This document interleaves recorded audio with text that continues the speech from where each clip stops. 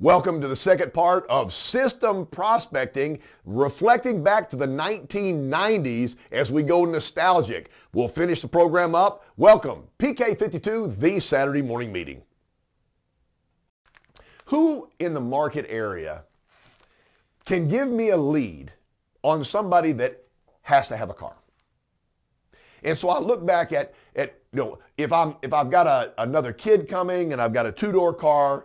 Okay, so I need a passenger car, maybe a van or whatever. I need a bigger vehicle. Do I go to the hospital and survey the nurses and find out how many people are going to be in delivery the next week? I mean, you could, but I think that'd be a tough one right there. I do know people that have sent out little baskets to people in small markets before when they had a child with a little car key thing in there and stuff. That was back in the 90s. I know nobody would do that now.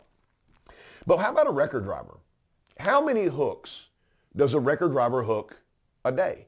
And if you know record drivers, you know that they're on call 7 days a week. So this is a job that I don't think everybody wants. First of all, you go out in the middle of the night. It could be a major accident, could be a car that won't start. So what do people tell the record driver? I just called a wrecker up to come pick up my car because this is the third time this month my car didn't start. I'm about to lose my job. You don't think that person's going to say something to that record driver? Yeah, I got to get this car in the shop. I got to take an Uber to work again. I'm going to lose my job if my car doesn't get fixed. Okay, so what if that record driver said, well, instead of fixing your car, why don't you get a more dependable car, and handed them your business card? How do I start a relationship with a record driver? How do I find record drivers? If you look at your service department, every single day, a wrecker comes in with a car. There's record drivers all over the place. All you have to do is go start a conversation. Hey, you're in the car business, I'm in the car business. We're kind of at different angles, but I believe we can help each other. Well, what do you mean? So think about at the scene of an accident. Who is the first person that knows the car's a total loss? And who's the first person that knows whether somebody's been injured or not? The officer gets there, they take care of traffic, they mark everything off, immediately call a wrecker, they got to clear the scene. So the record driver's got to haul the vehicle back to the impound yard or wherever they're taking it. They immediately know how much damage the car has. So if the Avalon wrapped around a telephone pole and the telephone pole is still in the Avalon, there is a great chance that that car is going to be totaled. How long does it take from the time the record driver puts that on the rollback and takes it to the impound yard until the insurance company gets all the information and settles with the customer? So it's 3 to 7 days or longer before anything happens. If I've got somebody with an insurance replacement check, that's one of the easiest car sales in the world. There's privacy laws now, so the record driver can't give you the information from the customer. They have to have it because they got to be able to contact the customer to get paid. But back when I started, I could actually get the information and call a customer up. Now they say, listen, I'm 99.9% sure your vehicle's a total loss. Here's KC. He's one of the guys I deal with in town. If you need some help with this, he can help you. One of the things people don't understand is the insurance company is in business to make profit for their company. They're not in business to help the customer way over the top. Just take care of the customer legally, but to make sure they do it so that they can keep some money in the insurance company. So insurance companies will pay a claim, but they're not trying to overpay. We know what insurance replacement costs are. Sometimes the insurance company offers a settlement and the customer can't replace that car for that settlement. Depending on the insurance company, the funny thing about it is if they have insurance, then the record driver is going to find out because the record driver is going to get paid by the insurance company. So I don't know. I put down here, what if you got, 3 leads a day? How many hooks does the record driver hook a day? 3? And if they do that 7 days a week, times 50, so it's pretty easy. So 3 times 7 is 21. Times 100 would be 2,100. So if you do it times 50, it's going to be a little over 1,000 record leads. That may be too many, or it may not be enough. But you're not restricted to have one record company and one record driver. It's interesting. You don't know whether this will work for you until you have a conversation with somebody that actually hooks cars up and takes them to impound yards. Some record drivers are geniuses. For example, if there's a major pileup on the interstate, what they'll do is pick a car up, drop it to a neutral site, come back and pick another car up, drop it to a neutral site, while the rookie record driver picks the car up, takes it all the way across town to the impound yard, and they get one hook. The other record driver hooks 3 or 4 vehicles. So these people know what they're doing, and the customer's going to need help. So the next thing I put down was a lawyer. Why are there billboards on the highway saying, if you've been in an auto accident, just call KC Nix. Hey, if you've been hit by a truck, a train, or an airplane hit you while you're driving down the highway, pick up the phone and dial 1-800-KC-NIX, and we'll take care of you. Our last settlement was over $1 million for Mr. Smith, and we took care of him. Okay, so why are they willing to advertise on billboards and spend general money just putting a billboard up there and saying, if somebody runs over you, call us and we'll sue them? Well, the funny thing about it is every lawyer gets involved in a claim. If there's a claim and it's unsettled, there's going to be a lawyer. How many lawyers have you sold cars to? Why in the world would they not share information with you if you could take care of their client? While they're trying to be able to get their client money for the accident, this person needs a car or needs somebody to put them in a rental car or somebody to take care of them because there's a situation and this thing's not going to be resolved overnight. I'm going to give you one more because I'm getting all nostalgic back in the night. I mean, we used to have to dig for our customers, you know. We didn't have 1,000 internet leads a month. So insurance agents. Before I bought a car back in the 90s because the interest rates went up, oh wait, interest rates are going up now. And the payment was going to be pretty high. I wanted to make sure I could afford the car. And one of the things I have to do is I have to pay gas for the car. I got to find what kind of gas mileage it gets. And the next thing is, how much is my insurance going up? I'm going from a small economy car into a car with a bigger engine, a 2-door car and everything. My insurance rate's going to go through the roof. If you have children and you bought insurance for them the first time, you're like, whoa, the insurance is more than the car. So they're going to pick up and call their local agent. Hey, Bobby Smith. We're thinking about getting a new truck, and we wanted to find out what the rate was going to be. So everybody contacts their insurance agent, at least when they buy a car or before they buy a car, to find out what their rate is. Well, if I've had an accident, and I'm not talking about a total loss. I'm talking about I had a small accident.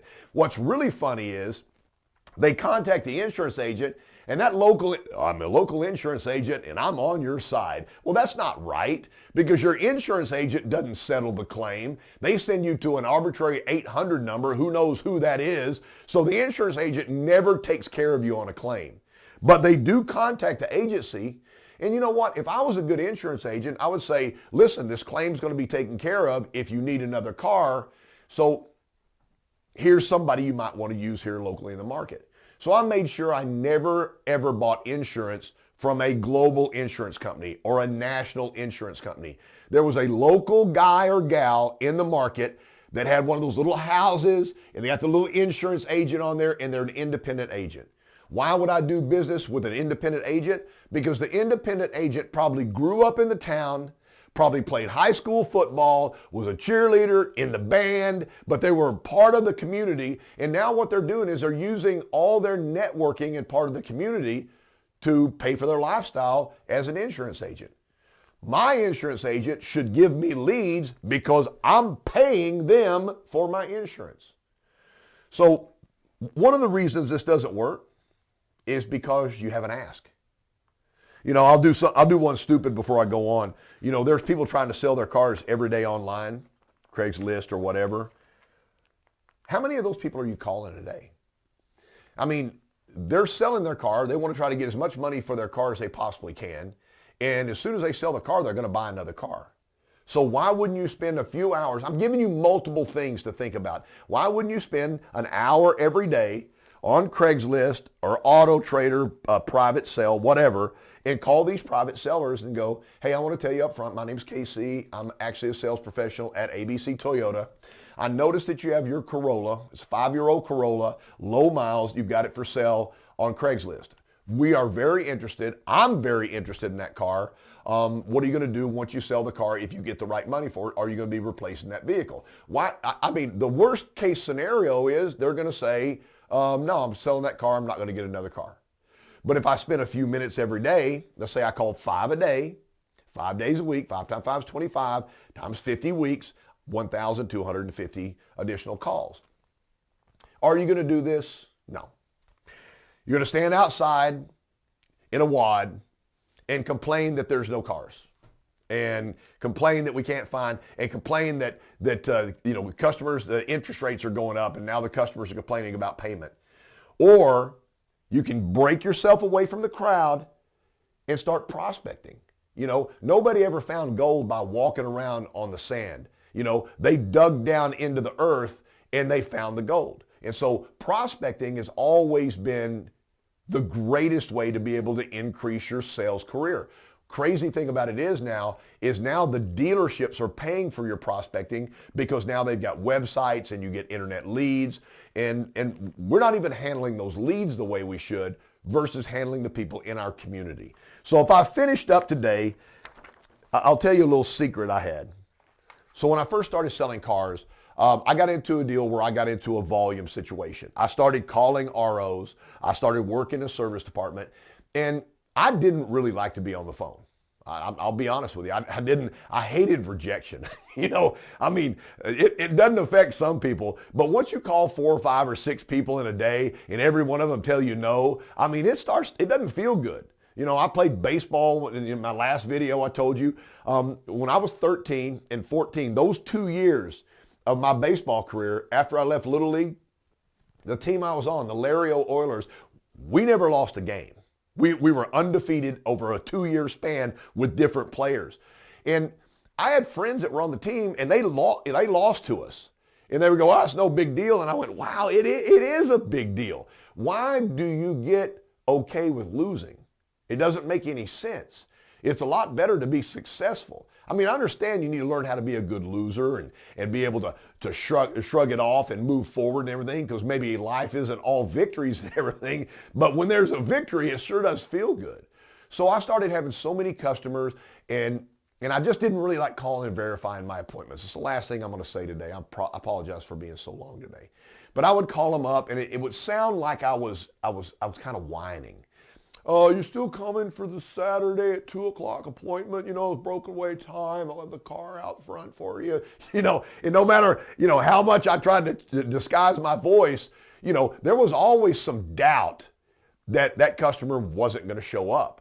And then they're going to say something like, well, yeah, I'm not going to be able to make it. And then you go right into division. Well, I got a Tuesday at 9 in the morning or like a Wednesday. Now you're begging.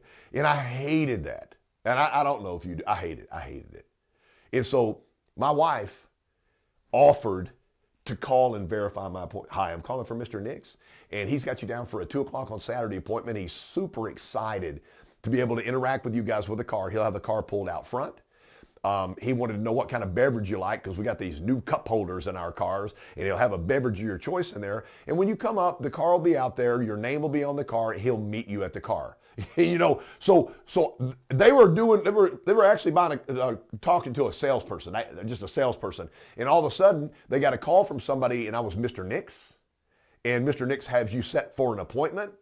And the crazy thing about it is, if they said, we're not going to be able to make it, said, hang on a second, let me look at his appointment book, because he does work by appointment only. Oh, good news. Normally he takes off on Mondays. He is going to be in on Monday. Would Monday evening around 5:30 work for you? And she was phenomenal. It's funny because she realized if we made more money that she got all of it anyway. So these are little things that I'm telling you today. I don't know that this matters. I don't know that this had an impact on you today, but there are so many training companies out there that are wanting you just to spin cold calls. And you know what? If you feel good about that, if you feel good about calling 100 people and having 99 people tell you no, I was never that person. But if I know somebody needs a car, if they've just totaled their car, or I have a referral from a body shop, or I call somebody back and say, you know what? I know you just got the car fixed in our body shop, and I wanted to make sure everything's okay. Listen, normally when somebody has an accident in a car that they bought as a new car, Even though it was fixed properly, they're thinking like, well, now I'm driving a wrecked car, and they'll usually trade out of the car within a year. The great news is, since we did the body work on the car, then we can offer you more money than anybody before because we got before and after pictures. And you see how I'm doing this? And what it does. And I'm not asking if you work a 10-hour shift. I'm not saying work 10 hours on this. Get in early in the morning, set your day up, set your call list up so that each and every day you have a routine of people that you've contacted that you know have to have a car. PK52, the Saturday morning meeting.